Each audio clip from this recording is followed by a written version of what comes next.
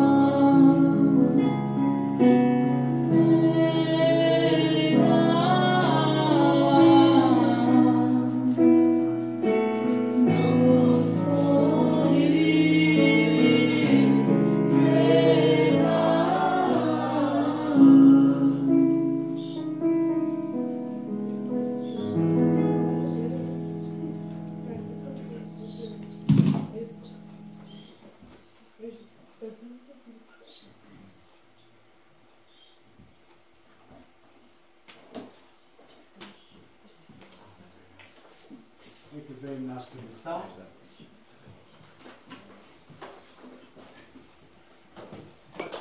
Идва частта, в която всеки от вас може да сподели.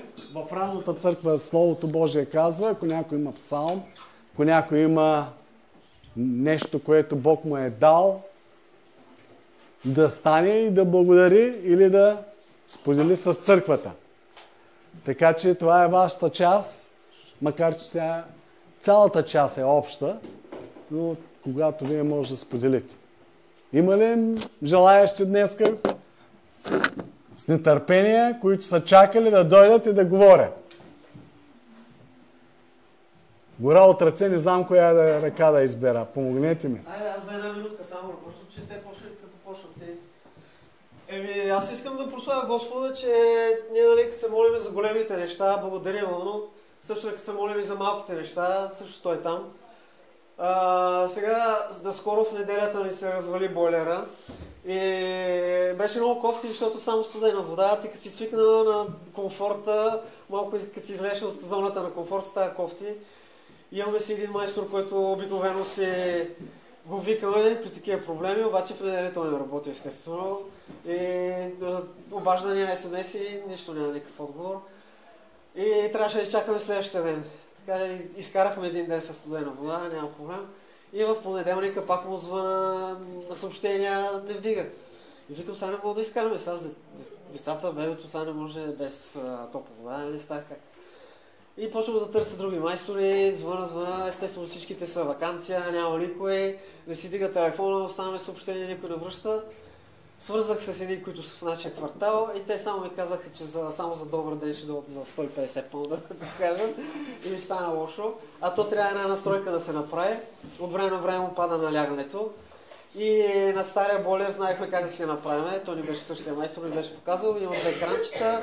Пускаш нивото с едното кранче, с другото ниво, правиш налягането и става. Обаче новия бойлер е с малко по-различни кранчета и нямаше как да го направим. Да звъниме и пуснаха ни оферта. Така офертата беше, нали, за добър ден да дойдат да видят какво става и да кажат какъв е проблем. Минимум 150. Викам сега какво да правиме. Молиме се, викам Господи, аз знам, че само една настройка, той за 2 минути работа, нали, ама като не знам как се направи. Да слава на Бога, точно в този момент, като говорих с тях, бях ги пуснал на високо говорител. Нашия майстор ни върна съобщение, че идва, нали, може след 4 часа да дойде. И аз им казвам на тя, не, ще ви се обада по-късно, нали. Да слава на Бога, нашия майстор си дойде. Той ми вика, не съм ли ти показал тук как се правят настройки? Само брътна за една минута го оправи, налягането качи се. Така че слава на Бога, оправи бойлера, вече всичко е наред, слава на Бога, живи сме, здрави сме, имаме си топла вода. Благодарим на Господа. Така, слава на Бога. Така, Бог се грижи за всичко и е добър. От малките до големите неща. Други желаещи? Има ли? Заповядайте.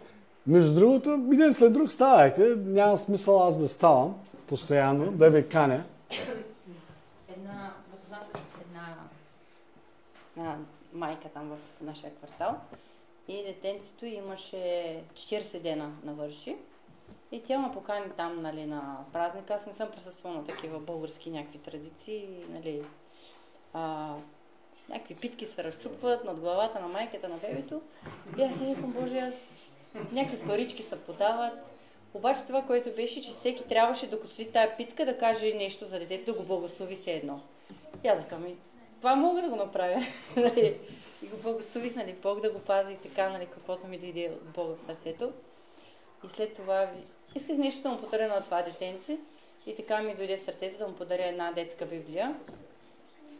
И написах пожелание, понеже детенцето се казва Симеон и, нали, това име означава слуша Бога. Човек, който слуша Бога. И аз просто я написах, че слушането на Бога започва с тази книга. Да я четат, нали, мама и татко на детенцето. Тя е за мънички дечица. Но просто благодаря на Бог за това, че ме среща с хора, които... Даже тя се оказа, че е от Марикосаново, там до Санданския край. От този регион е това момиче, на моите години. Да се имахме хубави разговори за Бога и споделих. Тя каза, аз не вярвам, но ми е интересно. И благодаря на Бог за възможностите, за хората, които изпращат в живота ни, за това, че да сме светлина за влагане и любов към тия хора и ни дава приятелство с тях. Благодаря за тази възможност. Амен. Сигурно има други неща, но след това се сети. Словото каза, призовани сме да свидетелстваме. Други желаещи? Не ме карайте аз да ставам да ви подканям. Стоиш и кажеш, що не стана да свидетелствам, изтървах се благословение. Защото е благословение да свидетелстваме за Бога. Бог казва, в нашите устни трябва да има прослава на хвала. Всякога е винаги за него. Брат Васко, нещо има ли да кажеш? Искаш ли да кажеш? Не, аз си го казах. Те ли ти си казал? Не знам, нещо много може да има. Майкъл, ти нещо искаш да кажеш? За ангелите в небето беше ми спомен. Или се притесняваш? Не се притеснявам. Може накратко да разкажеш. Не знам това преживяване, онзи ден разказа. Ако искаш, разкажи го. Какво си преживява? Накратко ще разкажа. Добър ден Да. на всички брати и сестри. Имах едно кратко обаждане с брат Петю и споделих част от едно преживяване, което беше друг свят за мен. Не всички вероятно знаят, нали, че преди 2 години, така 3 месеца, претърпях така едно тежко, нали, така пътуване. Казвам го пътуване, защото то е пътуване в друг свят, т.е. с друг орган, нали, чернодробна трансплантация. И на 4-та вечер при вече след реанимация, имах няколко, нали така, мога да го опиша като свят, и то е нощен свят на, нали, съвсем друг, което, нали, така за мен беше много странно и така много от една страна и неразбираемо. Когато трябваше да спя, аз не можех да спя, затварям се очите и съм в едно друго измерение, т.е. В един друг свят, в който виждам всичко бяло, хората, нали, бели, само лицата са много красиви, изваяни. Така, по време на нашия разговор с брат Петю, той ми задаваше така няколко въпроса относно този сън, но аз не мога да го кажа, че е сън, защото аз не спах. Просто затварям очите и виждам всичко това. И после пак ги отварям. Тоест, това всичко беше на момент, но не е така в процес на 4-5 часа цялостно, нали? Затваря се очите и спиш. И това се така долу-горе 3 нощи. И то във всяко едно време на денонощието, нали? Затварям се очите и така виждам. И нещата, които виждах, никога не съм ги виждал тук. Не съм виждал такава красота. Дори не мога да кажа, че небе, пространството беше неизмеримо и неограничено. Това пространство и беше всичко много красиво. Аз стоях някъде по средата и говоренето не беше един от въпросите, които с брат Петю ми зададе. Какво си говорихте? Имаше ли разговори? Казвах не. Мислено всичко това беше. Нали, когато мислиш, ти разбираш другия, нали, на точния език, един и същи език. Другия въпрос, който беше на какви езици, казах нямаше такива езици, имаше един и същи език, който беше мислено. Мислиш и разговаряш, всичките разговарях с усмивка, всички бяха усмихнати и като пол имаше, всички бяха красиви, млади, не видях възрастен. И това 3 вечера. Сутринта, обичайно, когато идват в 10 часа визитациите докторите с екипа си, нали, с тяхния екип, които ги обучават, аз зададах въпрос отделно на доктора, той дойде, нали, и така, и казах, исках с вас да поговоря по-отделно след като приключите визитацията с вашите студенти, относно, нали, те се обучаваха относно моят черен дроб, нали, и при мен ежедневно идваха, цяла седмица идваха млади студенти и аз им говорих за Божието Слово, дори на 3-4 момичета, млади студентки, им така поднесох така един хубав текст от Божието Слово на Коринтяни апостол Павел за любовта, което всички ние го знаем. И те казаха невероятни. С едната двете студентки идваха често при мене, но те идваха не защото по работа, а просто, нали, извънредно, когато вече приключи тяхната работа. Нали. И за този сън той беше невероятен, защото доктор каза ми, не мога да ви кажа, нали. По принцип при вас, т.е. професора, при вас всичко е нормално, много бързо се възстановява. Аз съм много щастлив, недоволен, а щастлив от операцията, която се проведе и нямаше никакви, нали, кръвотечения или нещо друго. Нямаше усложнения. Никакви нямаше. Всичко протече бързо, нали. И той каза, аз, защото си мислих, нали, да не е от тези, нали, тая течност, която е, защото аз бях подложен на една такава течност, която е до 10 минути, нали, медицинската сестра каза, ще стоя с вас до 10 минути, защото може да ви окапи косата или зъбите. Отсреща на другият отдел, нали, 3-4 момичета и му капаха, нали, косите. Обаче аз казвам, вие не се притеснявайте, тя седна до мене, срещу мен, т.е. 10 минути трябваше и той е в едно малко бурканче, нали, течност, не е така голям буркан. Тежка химия, която да убие хепатит делта. Т.е. той е нарушител, той е убиеца, т.е. на чернодробните клетки. И минаха се, аз казвам, не, викам, аз съм под... нали, споделих, нали, че Исус Христос ще се погрижи. След като е минала успешна операцията, викам, всичко ще бъде. Така ли? Оказва се, че тя е вярваща, тя ходи на църква, нали, чернокожа дама. И казаха, ние говорихме, минаха 15 вече минути и нищо. Буркана се изпразни, на следващия ден пак друг, още цяла седмица, периодично. В петък трябваше, в понеделник идва нали, едната, тя е като доцент, нали, казваха там някаква титла, каза, то делтата не може да се махне. Аз казвам, Исус ще я махне. И в петък аз тогава писах, нали, във Фейсбука, нали, поддържах периодично връзка, че ще ми правят нова, т.е. взимане от новият ми орган, нали, т.е. биопсия. Аз казвам, няма нужда от биопсия, викам.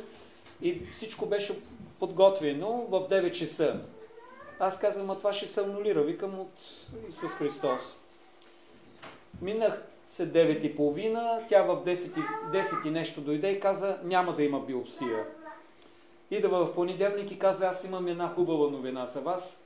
Викам, хубавата новина, викам, аз се знам. Сигурно, викам, хепатит делта го няма. Вика, да. Обаче аз бях много развълнуван, нали, от тая течност, която ме слагаха. И тогава пък аз си казах, ето виждате, имате възможност, нали, да приемете Бог и така да, наистина да, нали, нямах Библия, за да им дам Библии, но около моя кръг хората, екипа, който работеше с мене, бяха се вярващи, дори професора, който ми направи операцията, аз го споделих в началото на, нали, тук, когато вече при възстановителния процес на моето нали, възстановяване на черния дроб.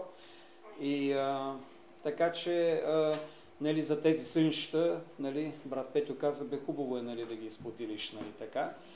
Има нещо много красиво, което, нали, аз опиши не мога съществата, да го които видяте, малко там, да. Може би повече им интересно. Ами те не са същества, те са като нещо, което е много как са красиво. облечени, как изглеждат? Облечени са някой... всичко бяло, красиво бяло. Цветът, зелената не може да се опише с думи. Много е красиво, само красота. Всичките са красиви и т.е. лицата им са нечовешки, те са по друг начин, нали, така. Аз всичко не мога да си спомня, тъй като брат Петю ми задаваше много въпроси и аз казах, мога да те излъжа. Затова предпочитам да ни казвам нещо, което не е така. Но това бяха тези 3 нощи и дори в първия път аз се стреснах и се притесних. След вече 3-та вечер, когато се приключваше, цялото ми лице от тук, нали, беше мокро, течеш сълзи. Обаче сълзи, нали, т.е. не, нали, като да плачеш, нали, обилно, нали, при затваряне на очите и казвам, добре, ще потъна в този свят, вече, нали, затварям и само това гледам, пространство, огромно пространство, те са по въздуха, не е така да ходят, нали. Всичко се движи, нали, красота няма, измерение никакво, ограничение никакво няма от това нещо, всичко е красота и се седи на една голяма, бих го казвал като поляна, но не беше и като поляна, красота, нали, и аз стоях с тях, аз само се усмихвах, нали, ние си говорихме умствено, когато гледаме се и така си говориме, без да отваряме уста. Не видях, нали, да се говори с уста. Това много добре си го спомням. И беше много красиво, нали. А всички бяха красиво облечени, бели, бяло, само лицето се виждаше. И то много красиво, извяено ли, как да го опиша, нали, така, много красота, да.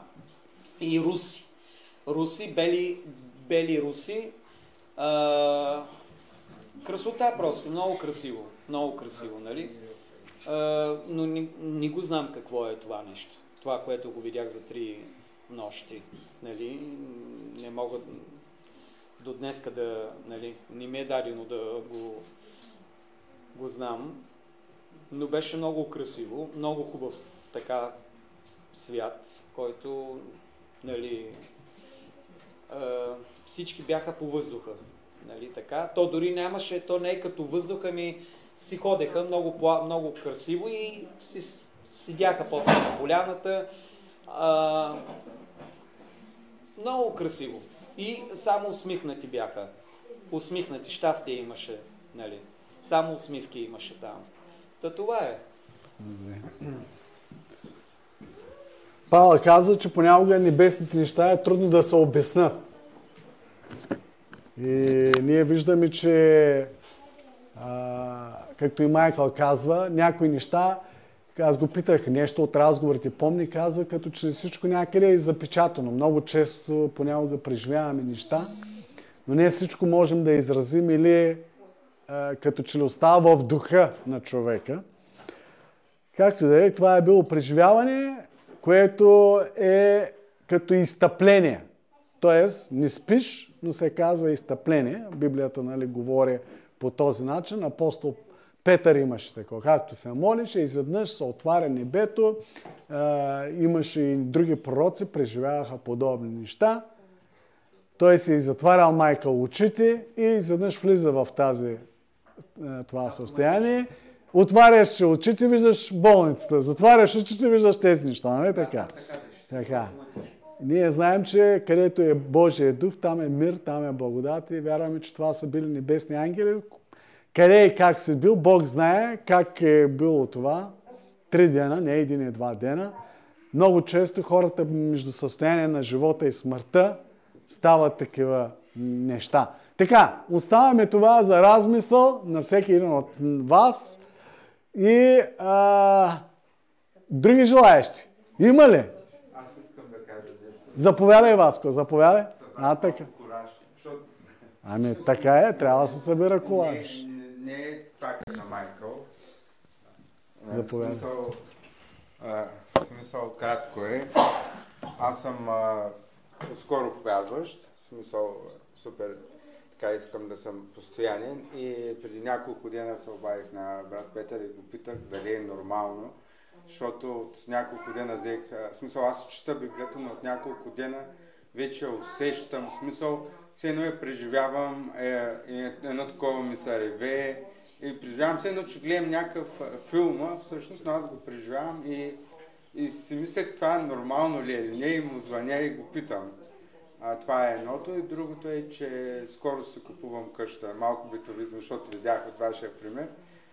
Си купувам къща, обаче те самия солицитър объркаха.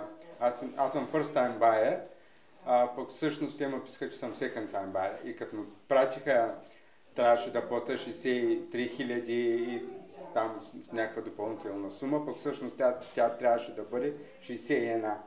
И аз се звъня и обяснявам, тя не ми вярва, ми пратих някакви документи оригинални от България, пък в същото време постоянно и се моля и след това явно ме разбаса 10-тия път и ми прати, нали, нов договор с нормалната сума. И това е общо взето. Бог е спестил средства.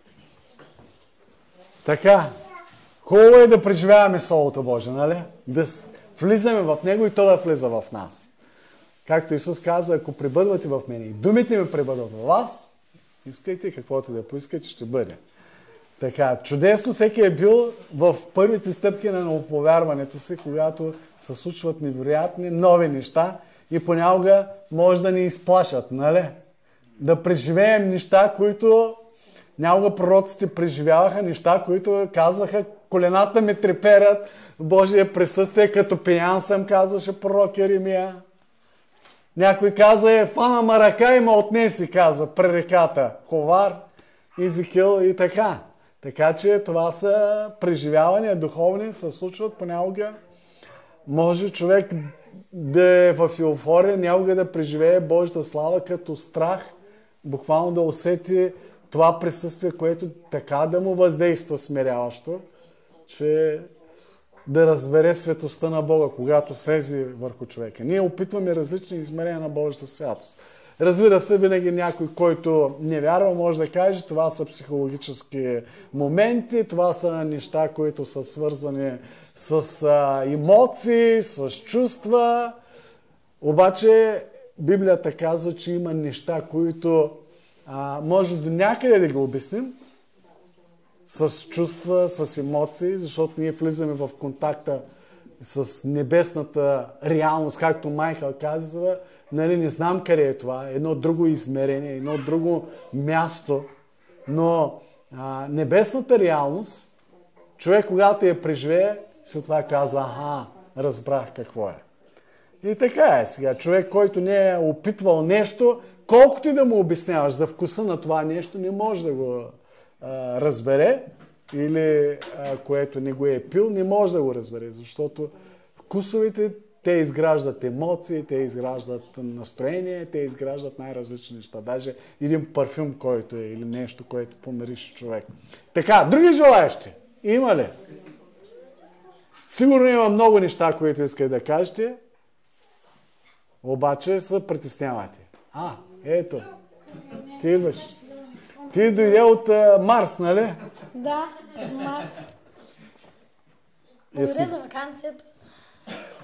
Благодаря за почивката. Беше страхотно. И да, моето не е чак толкова позитивно като на всичките, честно казвам. В тази седмица ми се върти през главата друго. Как може да е дал единствения си син за нас? Дори ние самите не се понасяме. Не се понасяме един други го, камо ли той да ни съжали и да даде единствения си син за нас. Просто да, аз съм си мислила каква е тази любов, която не може да се опише и която той изпитва, че чака да даде сина си за нас. Защото ние сме си грешници, непокорници. Не сме много симпатични, не знам. Това ми е било разсъждението цял ден, така че нека да не разваляме настроението. Това ми е. И благодаря на Господа, че сме спасени, че дал единствения си син за нас и ние ще се опитваме да върнем обратно добро. С това не може да развалим настроението. Това е нещо, което всеки един оценява, когато се доближава до Бога, че Той даде своя единороден син. И ние знаем, че в Израел имаше един празник, който те го празнуваха. Празника на Пасха. Или Пасха значи беше свързана с изхода. Или Пасха значи преминал.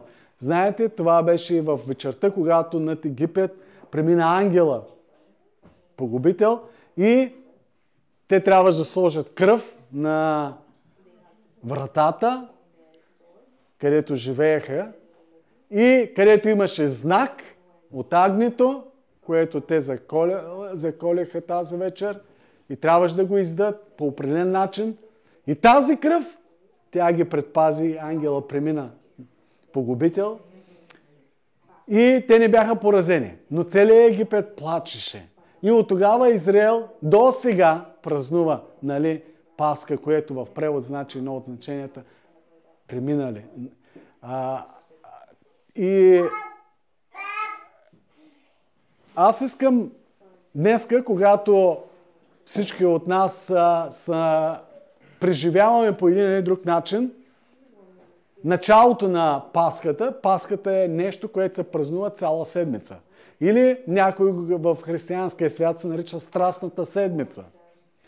Или ние започваме този празник, някои тук в Англия го наричат Palm Day, утре, т.е. Исус, когато влезе в Иерусалим. Ние го наричаме в България Цветница, но всъщност това беше една седмица, която беше свързана с онова, което те празнуваха изхода. И за юдеите и до днеска това е изхода от Египет, че те бяха опазени от ангел-погубител и бяха изведени от робство. За нас тази седмица тя говори онова, което Исус направи. Онова Исус, което извърши.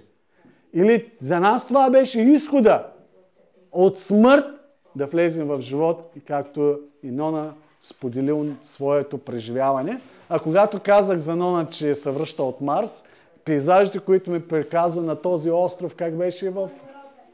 Как? Танзарота, който иска да види място на Земята, където хората ходят да почиват, е като Марс, защото там е имало 7 години вулкани, точно не знаем коя вулканична дейност. Това се намира на Канарите. И аз мисля, че дърво не видях във всичките снимки. Може да има. Ако видите, почти няма и трева.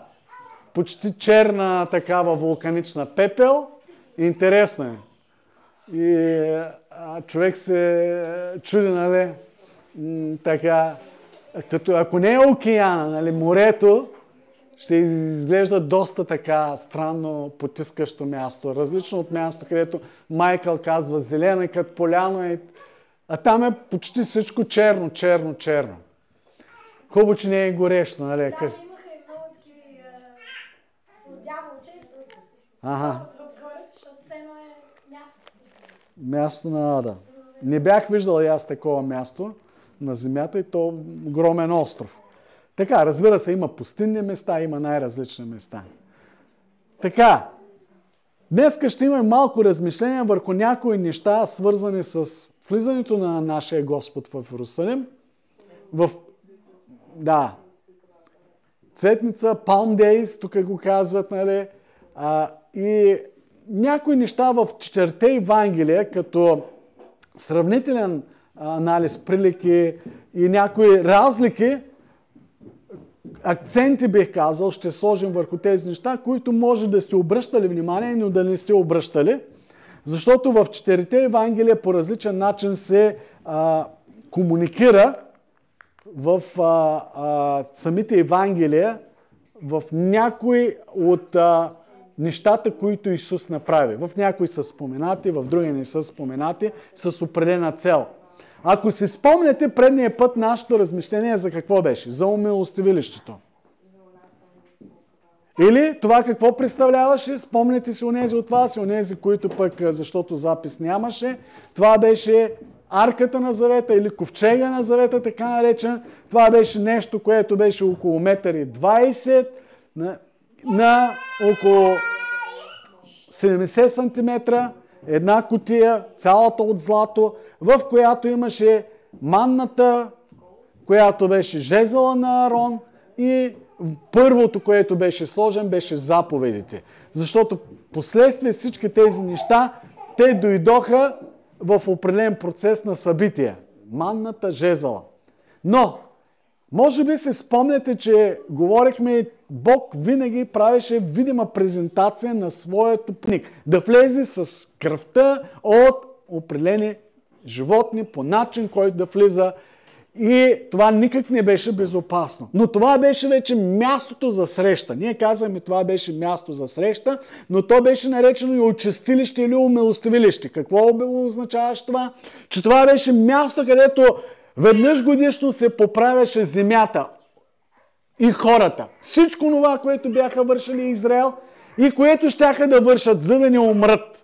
Защото да бъдат благословени и същевременно да не умрат. Спомняте си предния път, надълго и на широко, с много стихове говорихме върху всичко това. И свързахме, че нашия Господ Исус Христос от Римляни, където се казва, в Евреи, Той стана нашето умилостивение или нашето умилостивилище. Или ние бяхме очистени чрез Неговата кръв, която Той взе, и в Евреи се говори, влезе в небето и направи достъп на човека. Ние говорихме, че умилостивилището беше нещо, което беше в тъмнина, ковчега. Светая светих, така наречена. Само един човек влизаше и той не можеше да го види това умилостивилище. Защо? Защото там беше славата на Бога. Имаше това разбиране, от Езекил ние говорихме. И там трябваше той да влезе с кадилница, да има дим. Той за да не гледа всичко това, защото ако гледа, ще умре. Знаете, имаше 2 сина на Арон, влезнаха с чуж огън там, видяха какво видяха и умряха. И от този момент Бог нареди как да се влиза веднъж годишно, синовете на потомството на Арон, Няма да се връщаме в подробности. Но това беше нещо, което беше в тъмно, тайно. Един човек годината влизаше, имаше достъп и възможност не винаги след Моисей да чуе гласа на Бога, Бог да говори, да се срещне. Защото от стиховете се казва, че това беше място за умилствение, за среща и разговор. Който иска, може да потърси в Словото. Говорихме, ако иска стихове, допълнително дам. Но ние говорихме, че нашия Господ, Бог направи нещо друго. Бог го издигна. Ние говорихме, се спомняте, както змията, която Моисей издигна в пустинята, Исус беше издигнат. И всеки, който го види, да бъде изцелен от отровата на змията или от отровата на греха, който беше в нас влезнал. Спомняте си, говорихме надълго и широко за това, че Исус, всичко това умилостивилище, което Бог приготви за нас, чрез Христос, то беше явно, то беше открито и не само за онези, които вярват, но той казва за целия свят. Бог го даде за целия свят. И достъпът е, които погледнат на Него да бъдат спасени. И затова Словото ни насърчава да вярваме. Или умилостивението нашия Исус Христос, нашето очистение от нашите грехове, не само беше да ни умие, но Той стана и причина ние да бъдем изцелени. Защото едно е човек да бъде изчистен, друго е да бъде оздравен. Исус Христос стана нашето изкупление, или това е нашето оздравяване от силата на греха. С продължаващо действие, последствие, който Бог изпрати на Святия Дух. Или Исус беше явен, открит, достъп за всеки и вече се казва в Евреи 1 глава, че Той нам говори не вече чрез пророци, както в старо време, но говори чрез Сина си. И днеска ние виждаме като майка хора и някой от вас, и аз самия съм имал небесни преживявания. Неща, които ни се дават. Защо? Защото сме влезли в взаимоотношение, връзка с нашия Господ. И ни се отвори измерение, което Павел го нарича трето небе. Небето първото, вероятно, защо е наречено, никъде Павел го нарече занесен, че е на трето небе. Ние не знаем, вероятно второто е тази така наречена поднебесна, борбата с всички тези същества, от които в Даниил се описват и има война между ангели и човеци. Вероятно има предвид всичко това първо небе, видимото, Словото Божие, както ни говори. Но ето днеска ние имаме възможност да преживяваме. Или не само да преживяваме, но един ден, когато нашия земен път тук свърши на земята, за всеки е по различно време, ние да бъдем в тази небесна реалност. Защо? Защото и в Евреи 4 глава ни казва, и в цялото Евреи, че Исус откри пътя за нас. Ние имаме достъп до престола на благодата чрез Исус Христос. И аз днес искам да говоря, да продължава в тази връзка, да продължим да разсъждаваме с идеята какво Исус направи. Има една повратна точка и тя стана на деня на Пасхата. Не знам дали сте обръщали, но в Словото Божие ни казва, че в Матей 21 глава, в първи и втори стих се казва, че Исус, когато стигна в Илионския хълм, в Марка ни се казва в 11 глава също, че той стигна в Илионския хълм, там Витания, Ветхавагия, и казва, стигна в Илионския хълм, и това беше място, където той изпрати в Матей и Марка ни се казва, двама от учениците си да отидат в село близко и да вземат осле. Казва се двама. И когато те отидат в това населено място, да вземат това осле. Интересното е, че когато само в Йоан не се набляга и не се казва, че това беше първият ден на Пасхата, това ни го казва в 12 глава на Йоан, че той отиде и това беше в първият ден на Пасхата, празника на Пасхата. Това събитие, когато той слезе от Илионския хълм. Много е интересно, че когато в Лука се казва, че стана нещо, когато той се спусна от Илионския хълм, в Лука 37 стих се казва, в глава 19. Когато той слизаше, Тонето няма да пуска стиховете, но може във вас да си ги прочетете. Когато се спускаше от Илионския хълм, стана нещо в хората. Не случайно започвам и нашата история с мястото, че Исус стига до Илионския хълм. Илионския хълм беше една повратна точка. Той беше, или хълма на маслините. Илион, от гръцки ние сме говорили, за това няма да се спираме. Но това беше място, където Исус често отиваше да се моли. И не случайно на празника ни набляга Евангелието, че там той дойде. И когато се казва в Лука, преломяваше, слизаше от Илионския, спускаше се в 37 стих на 19 глава, казва се, че нещо стана в тълпата. Аз вярвам, че не само в тълпата стана, но това е било едно небесно присъствие. Небесно присъствие. Някой ще каже, откъде знаеш, че е имало небесно присъствие?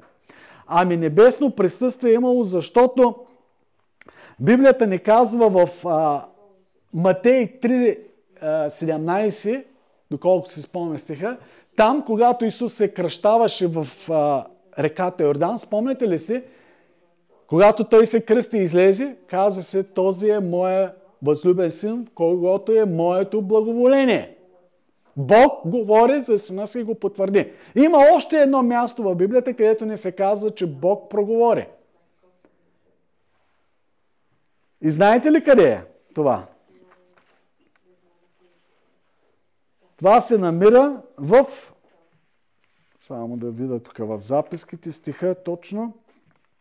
В Йоанна 12 глава, 28 до 30 стиха, ако го намери, може да го прочете, докато аз малко обясня. Това е място в Йоанна 12 глава, 28-30 стих, където Бог отново проговори. Едни го чуха като гръм, други казаха ангел говори, а Исус знаеше, че Отец говори. Какво се каза там? И каза Отец, и го прославих, и пак ще го прославя. Някой намери ли го? Може да го прочете целия стих. Йоанна 12, 28, 30. От 28 до 30? Да. Отче, прослави името си. Тогава дойде глас от небето и го прославих. И пак ще го прославя. На това народът, който стоеше там, като чу и каза: гръм е. Други пък казаха: ангел му говори. Исус в отговор каза: този глас не дойде заради мен, а заради вас. Така. Това е в деня, когато Исус влезе в Иерусалим. Значи, когато той слиза от хълма, в едното Евангелие ни се каза, че в тълпата стана екзалтация. Това го казва в Лука, казахме 19 глава. А в Матей 12 се описва също влизането на първия ден на Пасха. Също ни се казва, че влезе в Иерусалим. И цялата история там се описва. Ние не можем сега всичко да описваме, време да четем.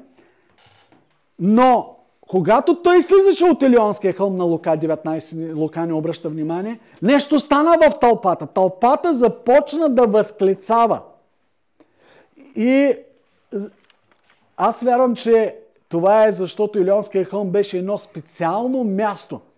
И ние виждаме, че Бог е бил там, както в кръщението. Както се отворило небето, гълъб да слезе.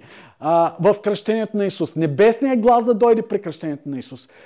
Имало е ангелско присъствие, Божията слава. Ние виждаме, че тук отново това става при влизането на Исус в Иерусалим в последната страстна седмица, в първия ден на Пасхата.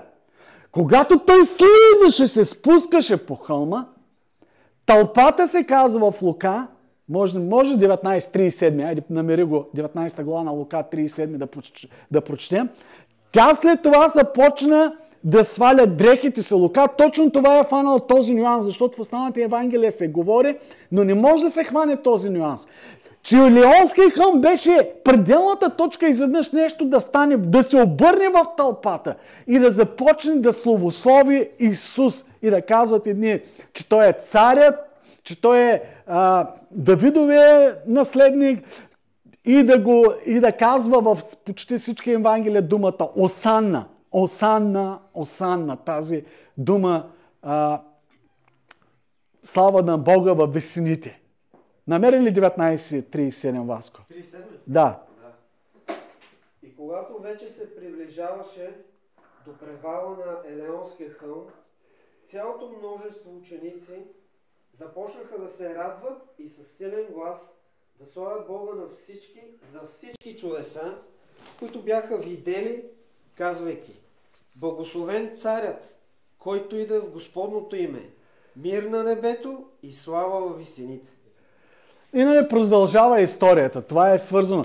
В някои от преводите, където казваше, тук при тебе предела ли се казва? Предела. Да. А в преводи, които когато се спускаше, той се спускаше, вече навлизаше в Иерусалим. Тук е имало едно небесно присъствие на ангели. И вижте, в този ден, в Йоан пък отбелязва идеята, че прозвучава този глас. Той е вече когато хората започват да славословят, да хвалят Бога в Йоан 12 глава, където се казва, че Исус влизаше, нали, от 9 стих се описва, 13 стих се описва Осанна на Израилевия цар, народа свидетелства за чудото по-нататък за Лазар, ще се върнем малко. И в 28 стих в същата глава Бог говори. Бог говори. Божието присъствие, ангелското присъствие, там беше. И Бог говори. Този е моя възлюбен син. Нали? Отново потвърждава. Или каза, прославя го и пак ще го прославя. Исус каза, Отче, прослави. Исус казва, и Бог казва, Отец, и прославя го и пак ще го прославя. И това е много важно да разберем, че това небесно хваление, което може би не се чуваше, не се виждаше, както Майкъл е преживял определени неща, но никой не е виждал тази поляна друг, никой не е виждал тези ангелски същества. Много често ние сме обиколени от тези ангелски същества или преживяваме нещо, както Петър, когато беше в къщата, там където преди да дойдат пратениците на Корнили, той виждаше открито небе, но хора бяха в тази къща, те не виждаха нищо. Или както Изикил, който беше при реката, едни започнаха да се смущават, а той виждаше славата на Бога. Тоест, ние виждаме тук за едни гласът на Бога беше като тътен, като гръм. Някои вероятно, които имаха по-близко общение, следвайки закона, разбирайки писанията, те почуха като ангелски глас. Но Исус във всичко това, може би ангелски гласове да има, но Исус чуваше гласа на своя Отец. И това е много важно, ние да разберем, че на Цветница, при слизането на Исус в Илионския хълм, става нещо, което в небето имаше отклик на земята. Хората започнаха да се радват. Библията много често ни описва и негативни неща. Примерно, че последни дни ще се пуснат духове, ще се развържат ангели при реката Ефрат. Неща, събития, които предстоя сега. Спомняте се, много от вас може би гледат новини относно как река Ефрат пресъхва и че ще става определени неща, че народите ще обезумяват, че ще има същества, които ще се пуснат и те ще причиняват не радостно, ще причиняват други неща. Защо? Защото има действие. Но тук, в този ден, Исус, когато влезе на първия ден на Пасхата, Илионския хълм стана една повратна точка в хората. Да започнат да го приветстват както никога до тогава. Исус много пъти беше влизал, или той беше от дете влизал всяка година в Иерусалим. Знаете, описана историята на 12 години, когато беше. Той учили с мъдростта си. След това, когато Святия Дух го изпълни, той 3 пъти поне беше влезнал, нали, ако е, както служението, около 3 години се предполага, имат около 3 пасхи, но предните нямаше това въздействие. Но тази година нещо стана в хората. Защо? Защото Бог беше решил да направи това небесно действие долу върху човеците. Те да провъзгласат Неговия син и той да бъде приет като цар.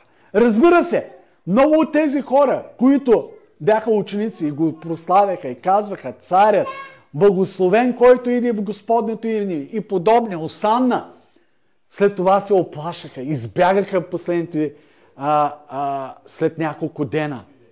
Преживяха отричане мнозина от тях. Страх, объркване. Но сега, когато Божието присъствие беше там на Илионския хълм, това беше уникално. Спомняте ли си, когато Исус се възнесе, откъде се възнесе? Ние сме говорили за това. Къде беше точката на отлитането, ако може така да кажем, защото каза се възнесе. Деяния на апостолите и в Евангелието се описано от новото Евангелие. Илионския хълм. Там имаше ангели и той се възнесе. Той се възнесе отново Илионския хълм. Тоест, това беше едно важно място. Но когато Исус отново се върне на земята, къде ще се върне? Спомняте ли си? Ние сме говорили за това. Той ще стъпи на Илионския хълм. И този хълм ще се разцепи на 2. Отново Илионския хълм. Ние сме говорили, но няма да се спираме на това. Ще продължим нататък в идеята за празника и неща, акценти, които вероятно може би не сте ги свързали някой от вас или не сте ги виждали, искам да акцентирам. Няма да се спускаме в всички детайли, защото има много детайли, не можем всички да кажем. Има един много интересен момент. Не знам дали сте обръщали внимание. Божието присъствие, което казахме е там. То накара хората с това, което говорихме до сега, изведнъж в тях да дойде едно въздействие на божествената атмосфера. Но преди това, Евангелието на Йоан описа много точно причината хората, когато Исус влезе, те да бъдат подготвени за това, тази атмосфера. Някой ще каже, да, той вършеше много неща. Някой от Евангелията се споменава определени неща, но Йоан много точно изважда акцента, пак в тази 12 глава. Когато Исус идваше, в 12 глава 9 стих се казва, че хората дойдоха да видят Исус, но да видят и Лазар, който възкръсна от мъртвите. Всъщност, възкресението на Лазар беше причината много от юдеите да повярват, се казва в 12 глава. В 11 глава се казва, че това предизвика едно от нещата, това възкресение, като капката, която прелея в чашата, нали, или една от капките последните, да искат да убият Исус и Лазар също да убият. Доказателството за Божията сила, защото Лазар беше 4 дена в гроба. Но чудото на възкресението на Лазар, то направи народа, сърцата му наистина да се обърнат. Защо? Исус извърши няколко чудеса на възкресение. Знаете, сина на вдовицата, имаше няколко други. Вероятно има и не всичко, което е описано. Но чудото на Лазар беше особено с кое? Че той беше от 4 дни в гроба. И според думите на една от неговите сестри, той смърди, Господи, вече. Смърди. Не ти ли казах, Марто, ако повярваш? Той смърди, Господи. И това беше невероятно. Никой не можеше да прави разложената плът отново да стане жива. Никой не можеше, единствено Бог. Това беше чудото, което разтърси. И онези, които Библията Йоан ги нарече юдеи, и мнозина юдеи повярваха. Това беше кулминационното чудо. И всъщност това е Йоан, което акцентира. Той акцентира на това чудо, че то накара Иерусалим да се развълнува, да се разбуди, когато влезе. Че това е човека, който възкреси този Лазар. В Иерусалим тази мълва се носеше.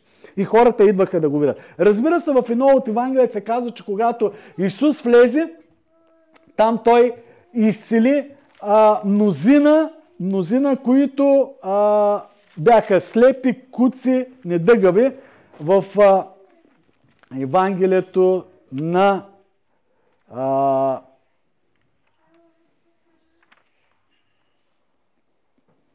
само да видя стиха точно.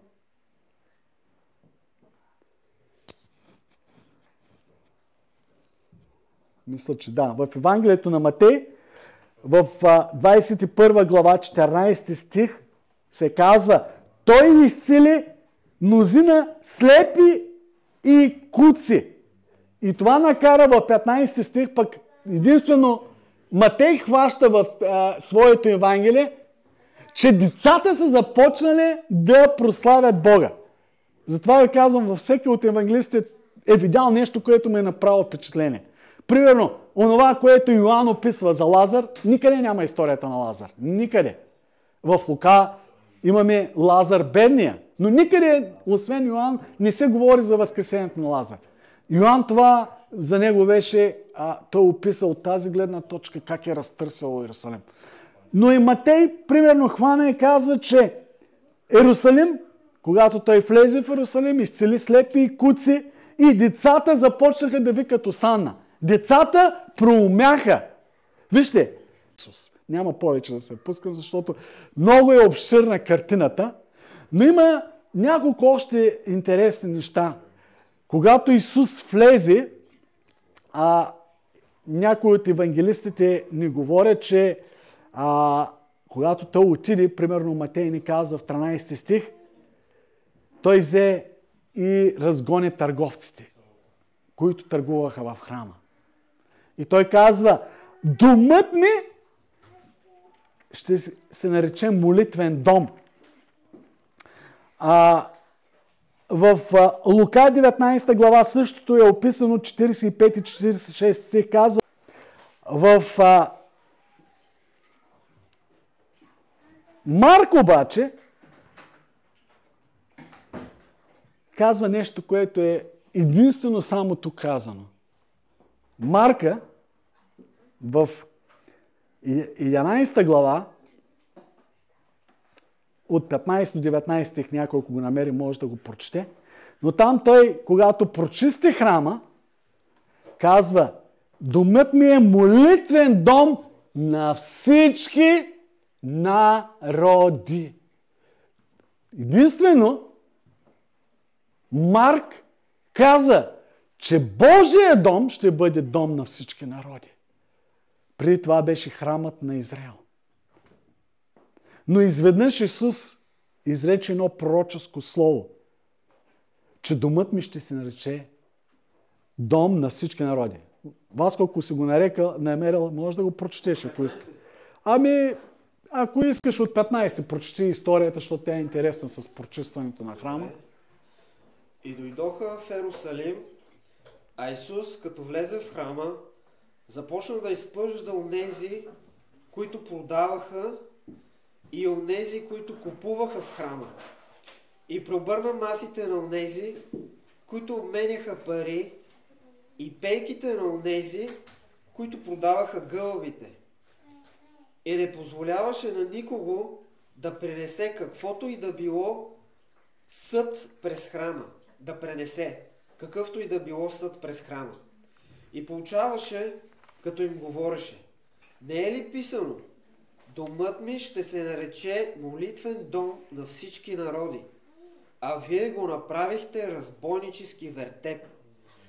И главните свещеници и книжниците, като чуха това, и търсиха начин да го погубят, понеже се бояха от него, защото цялото множество се чудеше на учението му.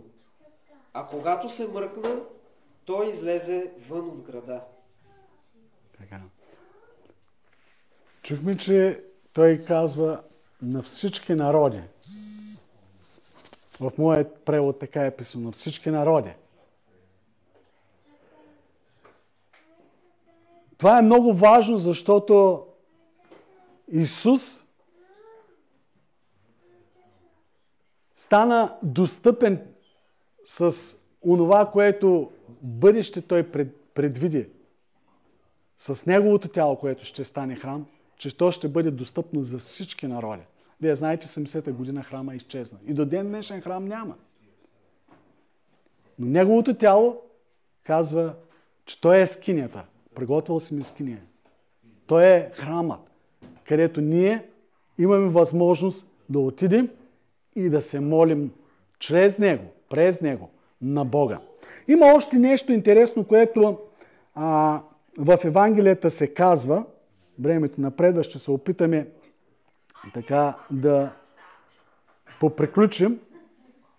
Така. Има нещо, което е много интересно в този първи ден. Исус се спира пред една смоковница. Казва се в някои от Евангелията, примерно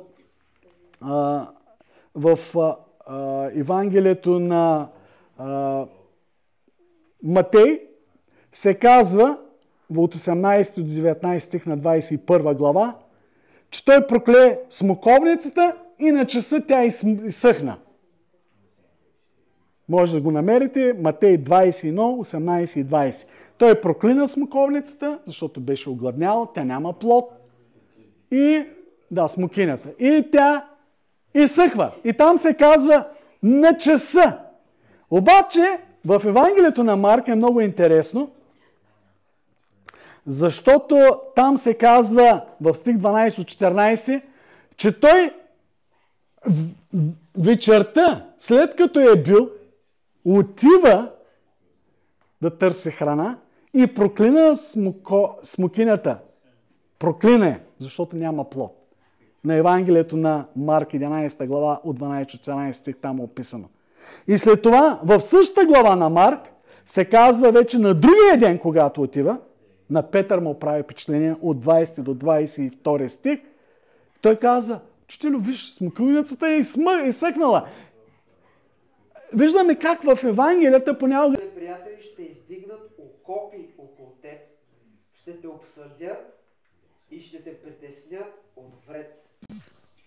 И ще сравнят със земята и теб, и децата ти в теб, и няма да оставят в теб камък върху камък, защото ти не позна времето, когато беше посетен. Амин. Чухте ли обаче словото, как той плака?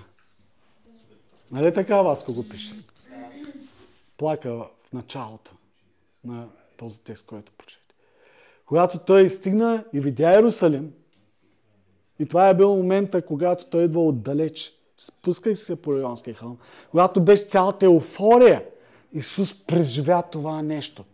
Той видя бъдещето на целия град. Той видя онова, което другите не виждаха.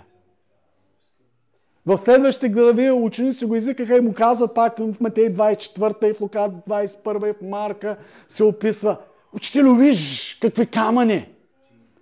Той виждаше и казваше: камък върху камък няма да остане.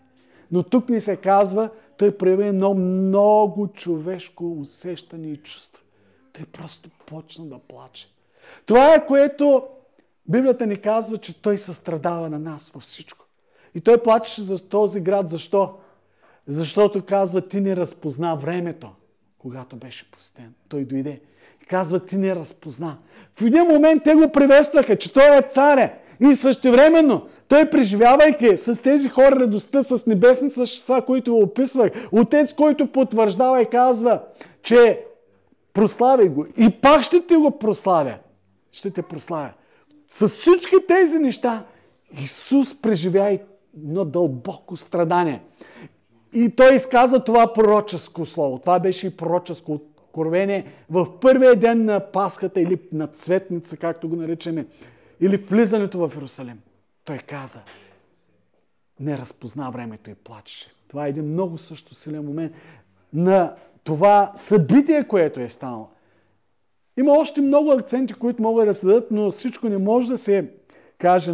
Но опитах се днес да ви представя една картина с акценти, които вероятно, може би по този начин до сега не сте ги изглобявали.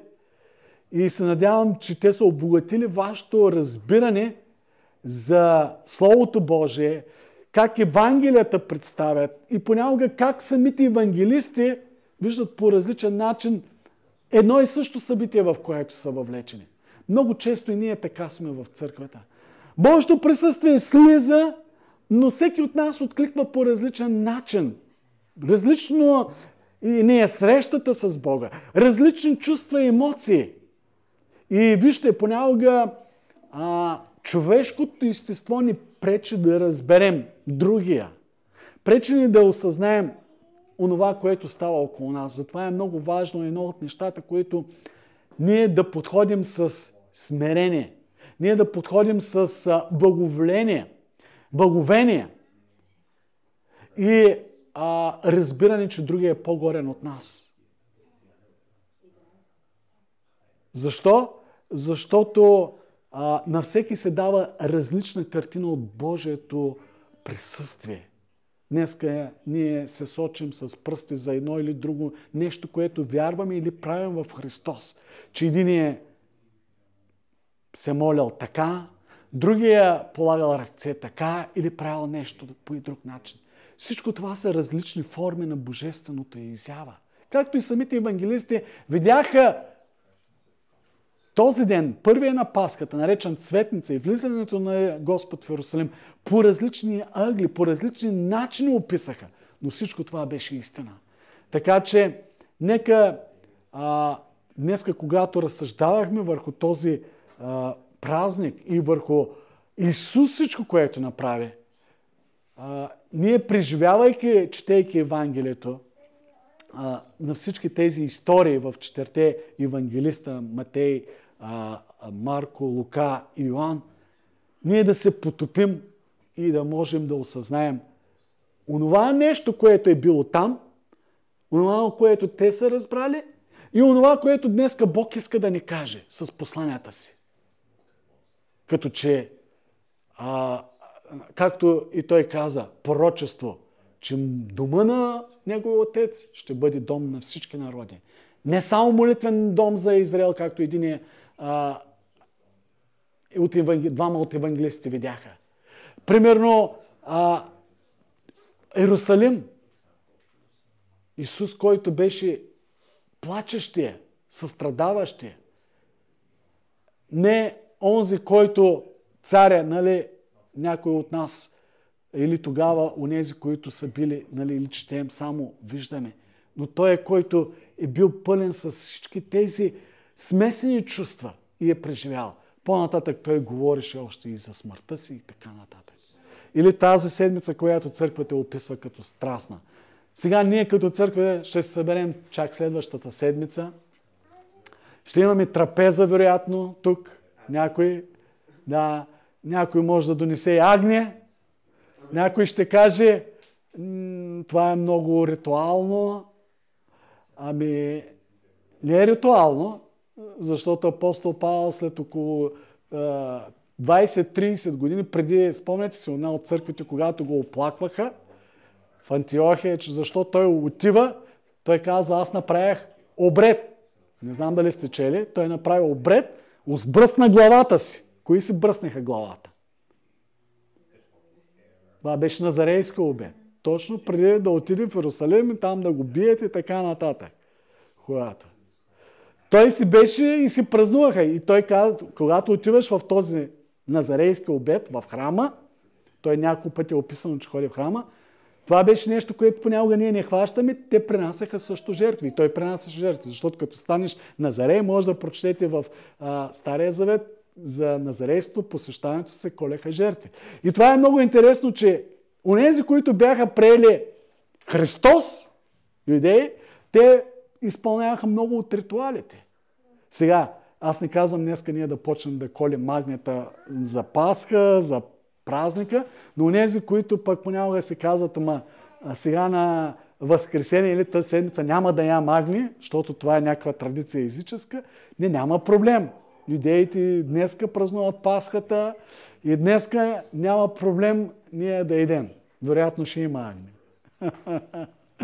Така. Така че, защото да не се притесняваме за това, ние не го свързваме, че той е жертвата, вече ние по съвсем друг начин. Мисля, че е всъщност по-добре агне да идем, отколкото свинско. Хората сега малко които ни гледат онлайн, влизаме в малко детайли, свързани с следващата седмица, но така, много е трудно в едно послание да се изчерпи цялата идея за тази страстна седмица, както и нарича традицията църковна. Тук знаете, примерно, специално тази църква и баптистски църкви, те имат адвенти и почти всеки ден имат служби, не знам при вас дали е, и различни дни, както за Рождество, така и за тази страстна седмица, и за да може да разберем. Сега, другата седмица, ние ще се чудим да ни стигне агнето ли да идем, да хвалим Господа ли, да говорим за разпети петък или за вечерта, когато бяха на трапезата, или да говорим за Възкресението. Ще е много трудно всичко да съчетаем. Не знам какво и как ще бъде, но ще се опитаме. Не е по-лесно да се обърнем към Словото. Ние ще четем Словото, да. Да, ще четем, но има много неща, които може да направим. Ние винаги се обръщаме към Словото, но е трудно в една проповед ние да изчерпим всички тези неща. И така, обобщено, да кажем, празника какво беше? Ден, който беше Пасхата, Илионския хълм, който той слезе и прищи хвалението в небесата и на земята.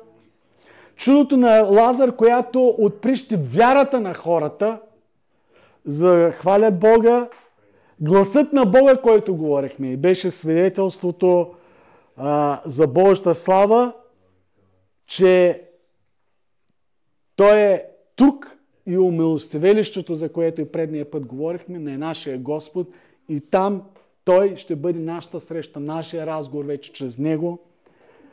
Домът на молитва не само за Израел, но дом за всички народи, който вече ще бъде отворен за изцеление на земята и за изцеление на хората.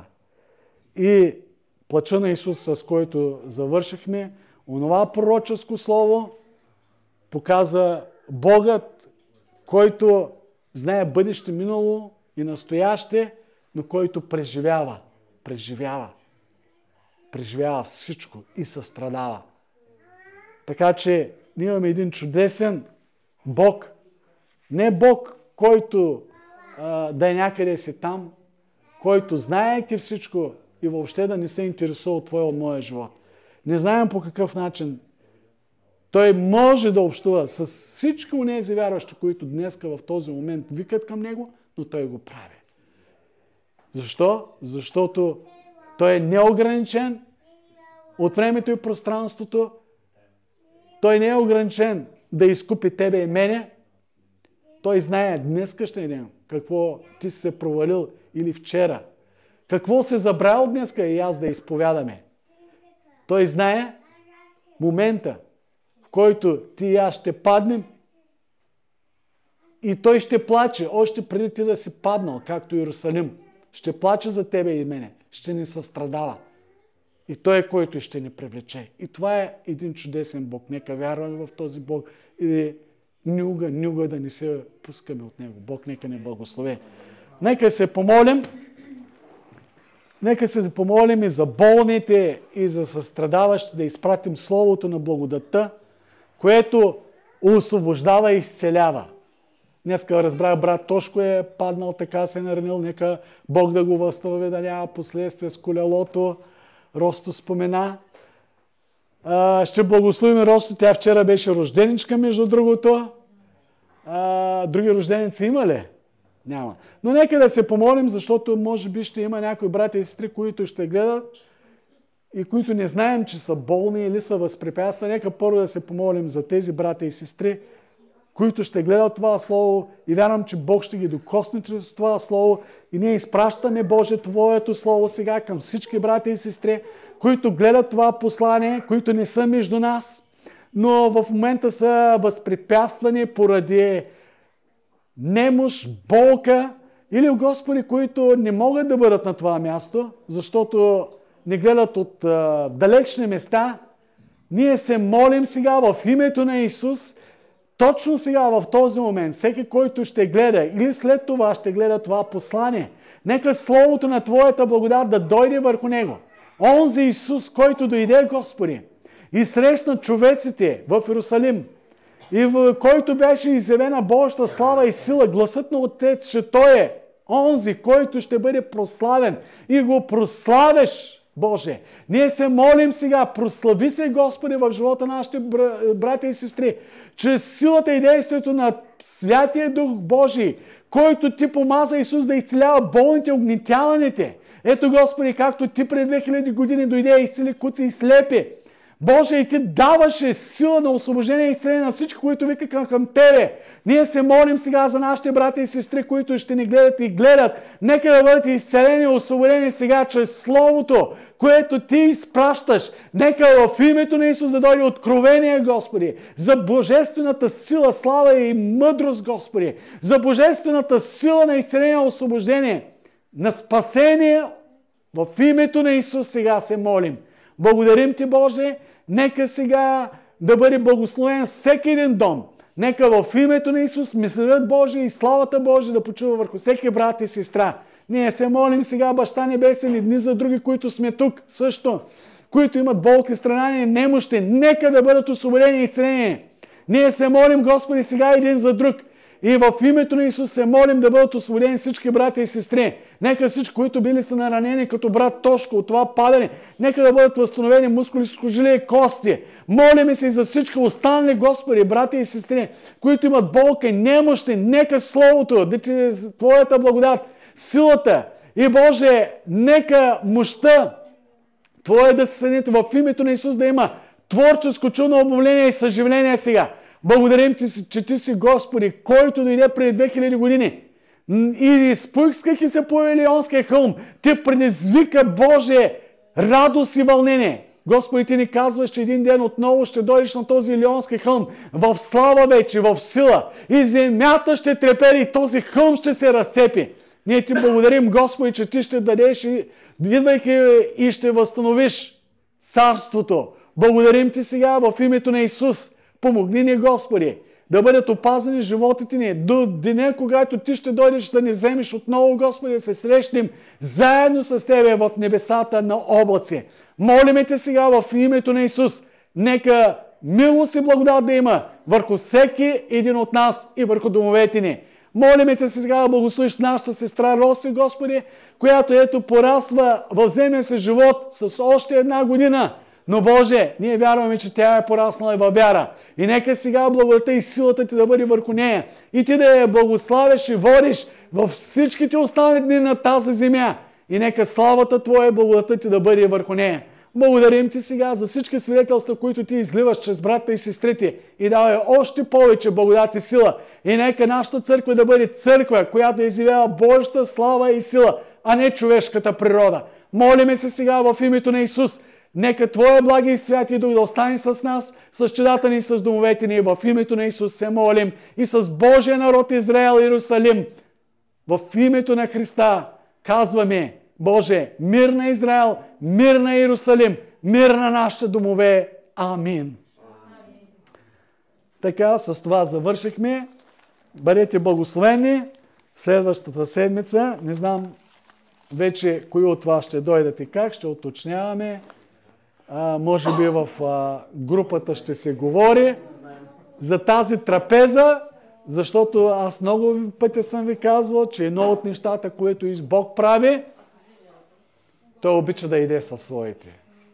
Спомняте си, Моисей яде на планината, Исус идеше с бирници, с грешници, го изкарваха даже, че е човек лаком и винопиец. Спомняте ли си? Исус обичаше да се весели и да иде. Сега, колко вино е пил, той не знам вече.